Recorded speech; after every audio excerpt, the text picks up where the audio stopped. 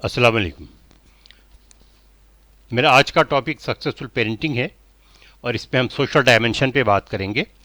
मेरा नाम इसरत रब्बानी ख़ान है और हम सोशल डायमेंशन पे आज बात करेंगे। सोशल डायमेंशन में जो पहली स्लाइड है हमारी, वह the inclusion criteria and the exclusion criteria. Inclusion और एक्सक्लूजन क्राइटेरिया का क्या मतलब है? यानी हम जब अपनी हमारा सर्कल है उसमें कुछ लोगों को हम इंक्लूड करते हैं और कुछ लोगों को हम इंक्लूड नहीं करते या एक्सक्लूड करते हैं। उसमें हमारे अपने रिलेटिव्स भी होते हैं, फ्रेंड्स होते हैं और जो एक्वेंटेंसेस होते हैं वो सारे लोग उसमें शामिल हैं। तो उनमें से कुछ लोगों को हम इंक्लूड करते हैं, जो हमारे मिजाज के मुताबिक होते हैं उनको हम इंक्लूड करते हैं, और जो हमारे मिजाज के मुताबिक नहीं होते उनको हम इंक्लूड नहीं करते हैं या एक्सक्लूड कर देते हैं।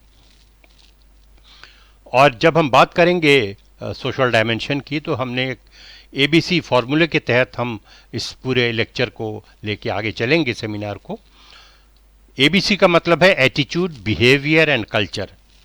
हम एटीट्यूड पे बात कर लेते हैं। Your attitude decides your altitude.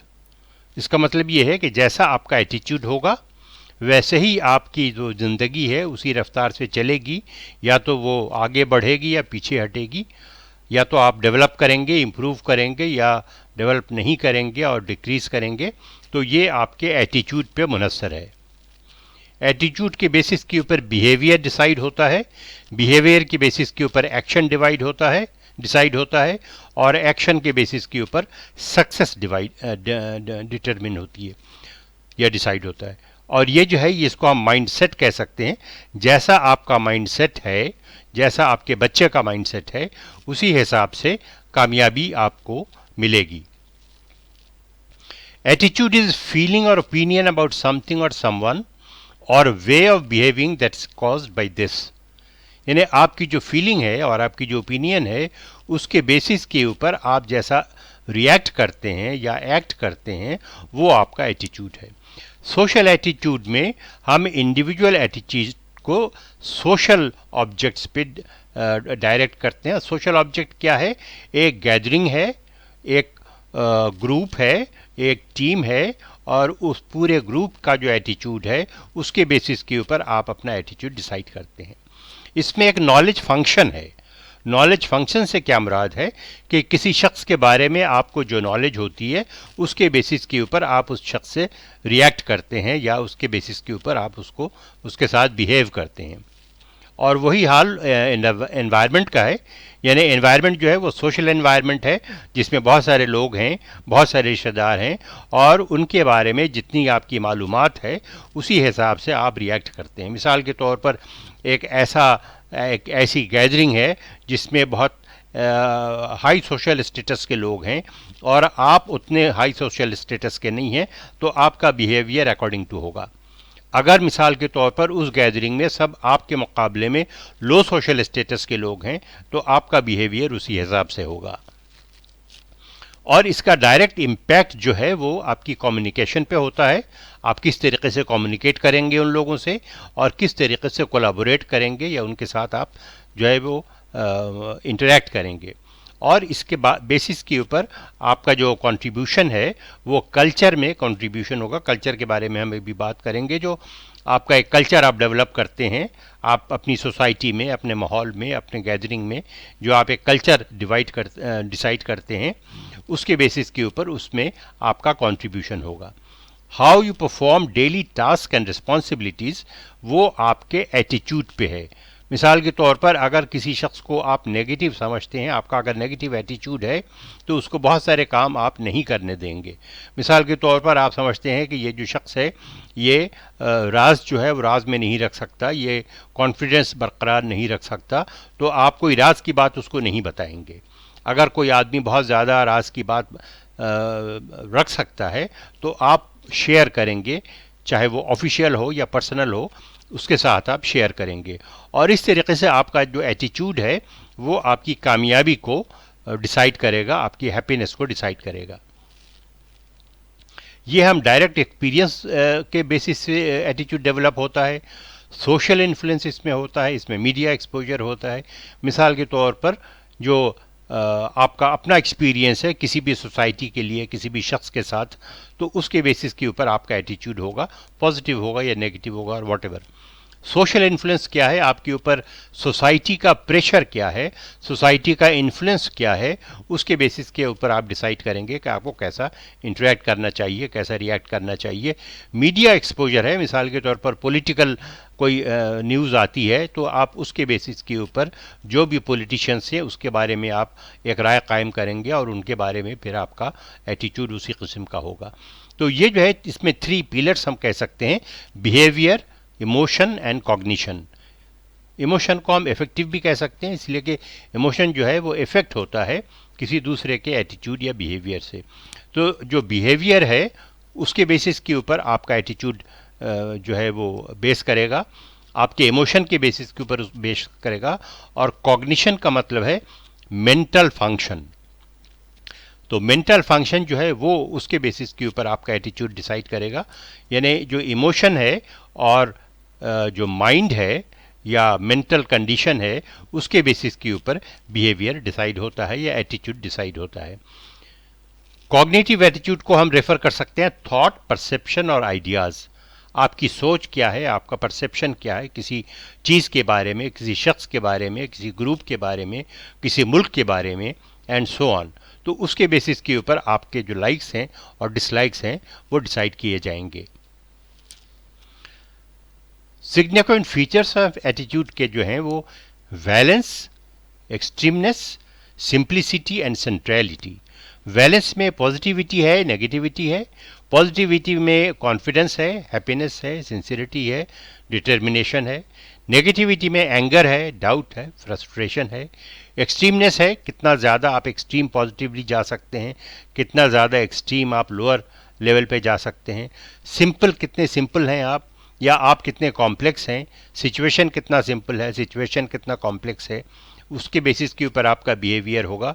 Centrality का मतलब ये है कि जो भी कुछ हो रहा है माहौल में या दूसरे शख्स के बिहेवियर के बेसिस के ऊपर आपके अंदर का जो सेल्फ है वो क्या रिएक्ट करता है, आपकी क्या बिलीफ है, आपके क्या फेथ हैं, आपकी क्या अंडरस्टैंडिंग है, आपकी क्या फिलॉसफी ऑफ लाइफ है, उसके बेसिस के ऊपर आप डिफरेंट सिचुएशन पर रिएक्ट करेंगे। मिसाल के तौर पर अगर एक शख्स का जो सेल्फ है उसमें वो फॉर एग्जांपल वो रिलीजियस है, तो जितनी भी बातें होंगी माहौल में या उसके एनवायरनमेंट में वो उस अपने सेंट्रलिटी के बेसिस के ऊपर रिएक्ट करेगा। अगर कोई शख्स रिलीजियस नहीं है तो वो फिर डिफरेंट रिएक्ट करेगा उसी माहौल में। माहौल वही है, लोग वही हैं, एनवायरनमेंट वही है, लेकिन चूंकि वो एक अपनी फिलॉसफी रखता है तो उसके बेसिस के ऊपर उसकी रिएक्शन होगा। बिहेवियर जो है the manner of conducting one self, किस तरीके से आप लोगों के साथ बिहेव करते हैं, लोगों के साथ इंटरैक्ट करते हैं, कंडक्ट करते हैं, वो आपका बिहेवियर है। Anything that a person does involving action and response to a stimulation, किसी भी शख्स का जो एक्शन है वो किस चीज़ पे बेस करता है वो जो है वो आपका बिहेवियर है। और रिस्पॉन्स किसी स्टिमुलेशन से मुराद ये है कि किसी ने आपके बारे में आपकी तारीफ़ कर दी तो आपका जो रिस्पॉन्स होगा वो बड़ा पॉजिटिव होगा। किसी ने आपके सामने आपकी बुराई कर दी तो शायद आप या तो खामोश हो जाएंगे या फिर पलट करके उसको कोई ऐसा नेगेटिव जवाब दे सकते हैं। तो इस तरीके से आपका बिहेवियर डिसाइड होता है। बिहेवियर ओवर्ट हो सकता है, कोवर्ट हो सकता है, voluntary and involuntary. Overt behaviour वो जो लोगों को नज़र आता है, यानी आप जो एक्शंस लेते हैं, किसी के साथ बात करते हैं, मिसाल के तौर पर आप जॉगिंग करते हैं, आप डिनर करते हैं, तो ये आपका ओवर्ट बिहेवियर है कि आप किस तरीके से खाना खाते हैं, किस तरीके से जॉगिंग करते हैं नहीं करते हैं and so on. Covert behaviour जो है वो किसी को नज़र नहीं आता, यानी आपकी सोच, आपके थॉट्स, आप क्या सोच रहे हैं वो किसी को नहीं मालूम, कोई नहीं देख रहा, वो कवर्ड बिहेवियर है। वॉलंटरी बिहेवियर, जानबूझ करके किसी के साथ कोई काम करना, कोई काम इंटरेक्ट करना and so on. Involuntary behaviour में गैर दानिस्ता तौर पर आप किसी के साथ कोई बिहेवियर करते हैं या कोई सिचुएशन को आप उस तरीके से बिहेव करते हैं तो वो आपका इनवॉलंटरी बिहेवियर है। अपने बच्चों को आप ग्रूम करें, और ग्रूम करें एक बैलेंस्ड पर्सनैलिटी के तौर पर, ताकि वो बच्चा जो है वो आगे चल के एक बैलेंस्ड पर्सनैलिटी बने। और उसके लिए क्या ज़रूरत है? उसके लिए मैनर्स की ज़रूरत है। बच्चों को मैनर्स सिखाइए आप कि कैसे ज़िंदगी गुजारनी है, किस तरीके से उठना है, किस तरीके से बैठना है, कैसे सोना है, कैसे बड़ों के साथ बात करना है, कैसे छोटों के साथ बात करना है, कैसे दोस्तों के साथ बात करना है, कैसे रिलेटिव्स के और बड़ों के साथ बात करना है। मॉरल्स आप सिखाइए कि मॉरल वैल्यूज़ होते हैं हर इंसान में, हर माशरे में कुछ मॉरल्स होते हैं। और मॉरल से मुराद ये है कि मॉरली मिसाल के तौर पर झूठ नहीं बोलना चाहिए, और जो है दूसरों की बुराई नहीं करनी चाहिए, गीबत नहीं करनी चाहिए, किसी को चीट नहीं करना चाहिए, किसी को धोखा नहीं देना चाहिए। ये सब मॉरल्स में आते हैं। एथिक्स में ये है कि जो चीज़ें आपको करनी चाहिए, आपके साथ किसी का एक एग्रीमेंट हुआ, आप मुलाजमत करते हैं, तो क्या मुलाजमत में जितना आपको काम करना चाहिए उतना आप करते हैं? अगर आप करते हैं तो ठीक है, अगर नहीं करते हैं तो वो अनएथिकल है। यानी मिसाल के तौर पर दफ्तर में बैठ कर के आप कोई पर्सनल काम करते हैं, दिस इज़ नॉट एथिकल, इसलिए कि आपको आवर टू आवर बेसिस के ऊपर कोई वॉच नहीं कर सकता। तो अगर आप ऐसा करते हैं तो आप अनएथिकल काम करते हैं। रिस्पेक्ट देखिए कि बच्चों को जो है वो रिस्पेक्ट कैसे वो दूसरों की करेंगे। रिस्पेक्ट उनको सिखाइए कि बड़ों की रिस्पेक्ट करनी चाहिए, पलट के किसी को जवाब नहीं देना चाहिए। बेशक कोई बड़े जो है वो गलत बात कर दें, लेकिन छोटों का ये काम नहीं है कि वो पलट के जवाब दें। बेशक वो जो बड़ा शख्स है, बुजुर्ग आदमी है, वो गलत है और आप सही हैं, लेकिन उसके बावजूद उसको पलट के जवाब देने की ज़रूरत नहीं है। आप खामोश रहिए और आप जो भी आपकी राय है वो अपने हद तक रखिए। कैरेक्टर की एक डेफिनेशन है कि कैरेक्टर किसके साथ क्या बिहेव करना चाहिए, और वो जो कैरेक्टर है आपका, यानी स्ट्रीट फास्टनेस होनी चाहिए, सच बोलना चाहिए। बच्चों को सच बोलना सिखाइए और दूसरों की रिस्पेक्ट करना सिखाइए, और जो काम उसको दिया जाए वो काम वक्त पे वो मुकम्मल करे, and so on. Common sense is not very common. Common sense में जितनी बातें भी आती हैं वो आपको मालूम होगा कि यानी ज़िंदगी कैसे गुजारना है। अगर एक स्टूडेंट है तो उसको पढ़ना चाहिए, और कितना पढ़ना चाहिए, कितना उसकी डीप नॉलेज होनी चाहिए, वो एक कॉमन सेंस में भी आता है, कैरेक्टर में भी आता है, एंड सो ऑन। ट्रस्ट जो है वो एक बहुत बड़ा एलिमेंट है इंसान के इंटरेक्शन में। ट्रस्ट डेवलप करें आप अपने बच्चों में, ताकि वो दूसरे लोग उसको ट्रस्ट कर सकें। कोई काम उसको कहा जाए तो वो वक्त पे करे, ताकि वो एक बच्चे को एक काम कहा गया तो अगर वो ट्रस्टवर्दी है तो वो काम करेगा और वक्त पे करेगा, और जैसा आपने कहा वैसा करेगा। और अगर वो ऐसा नहीं करता, इसका मतलब यह है कि दोबारा वो असाइनमेंट उसको नहीं दिया जाएगा। और यही बात आपके ऑफिस में भी है। अगर आप ट्रस्टवर्दी हैं तो आपको जो रिस्पॉन्सिबल काम है, जो मिसाल के तौर पर स्ट्रिक्ट डेडलाइन वाला काम है, वो आपको दिया जाएगा, और फिर उसी तरीके से आप अपने कैरियर में ग्रो करेंगे। आपका बच्चा जो है वो एजुकेशन में ग्रो करेगा, कैरियर में ग्रो करेगा, एंड सो ऑन।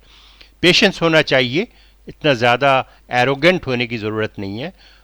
इंसान के ज़िंदगी में हर तरह की सूरत हाल होती है, उसमें कुछ फेवरेबल सूरत हाल होती है, कुछ अनफेवरेबल सूरत हाल होती है।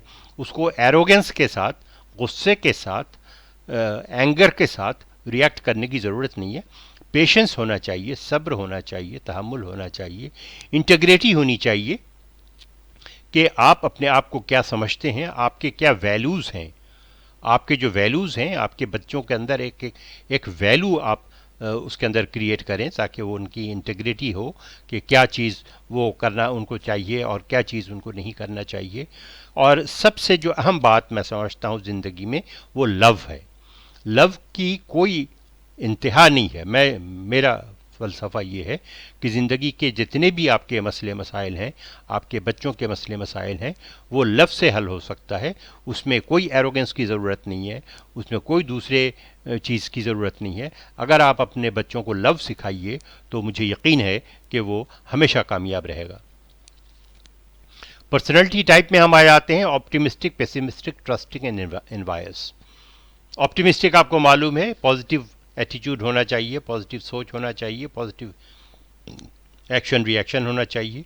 पेसिमिस्टिक में हमेशा डार्क साइड देखते हैं लोग। मिसाल के तौर पर मैंने एक स्टोरी पढ़ा था बचपन में कि एक शख्स घर से बाहर इसलिए नहीं निकलता कि रोड पे गाड़ियां चलती हैं और एक्सीडेंट हो जाएगा। कोई अच्छी चीज़ इसलिए बाहर की नहीं खाता इसलिए कि उसमें फूड पॉइजनिंग हो सकती है एंड सो ऑन।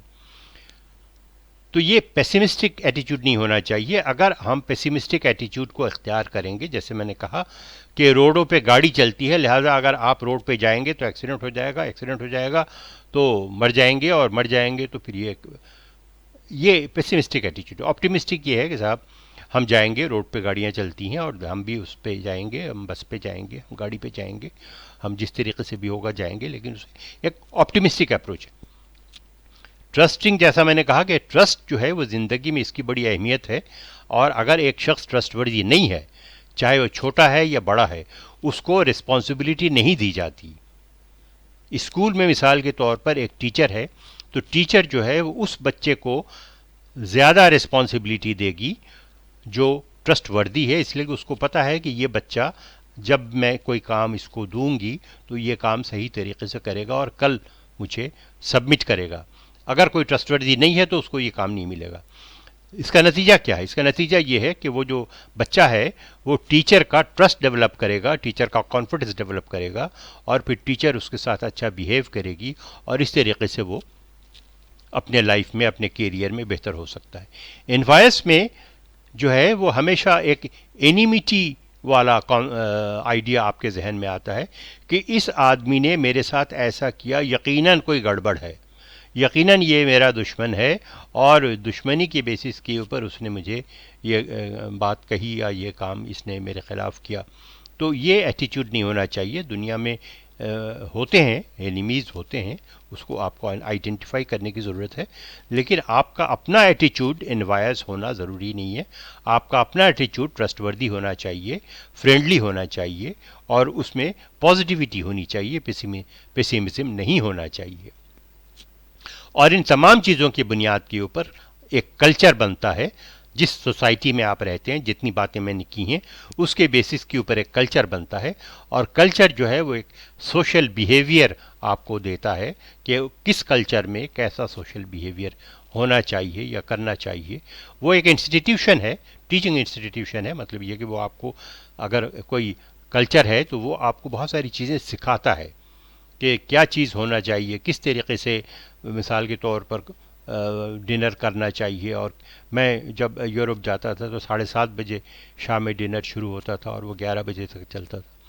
तो ईस्टर्न सोसाइटी में ऐसा कोई कॉन्सेप्ट नहीं है, लेकिन उनका ख्याल ये है, यूरोपियन कल्चर में ये है कि साहब डिनर जो है वो एक इंटरेक्शन है, उसमें आप बैठें और बातें करें, और जो है वो एक दूसरे को समझने की और जानने की कोशिश करें।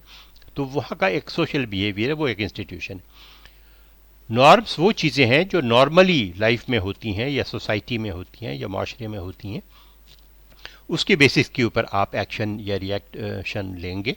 नॉलेज होना, आपकी नॉलेज क्या है, बिलीफ क्या है, आर्ट्स, लॉज एंड कस्टम्स क्या हैं, कि भाई सलाहियत क्या है और आदतें क्या हैं।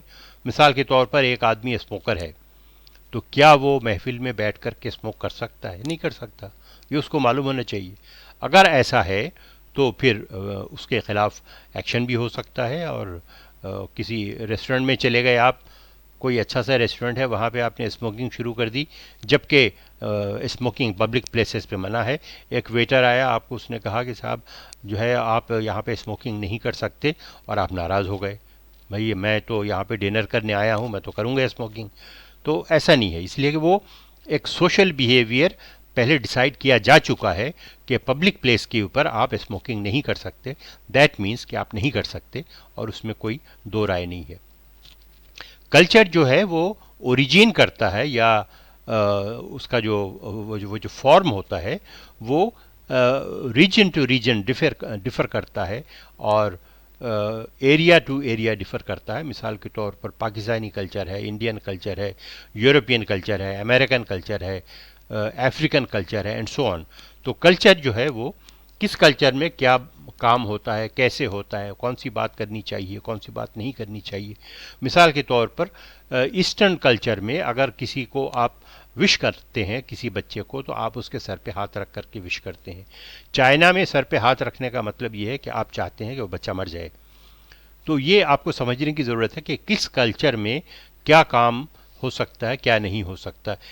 मुस्लिम कल्चर में मैन और वुमेन जो है वो हैंडशेक नहीं करते, लेकिन अगर आप यूरोपियन या अमेरिकन कल्चर में चले जाएं और अगर कोई खातून हैंडशेक नहीं करती किसी मर्द के साथ, तो वो इसका बहुत बुरा मनाएंगे या मायूब मनाएंगे। तो ये चीज़ें आपको समझने की ज़रूरत है, और इस बेसिस के ऊपर आप अपने बच्चों को ग्रूम करें और डेवलप करें। Thank you so much.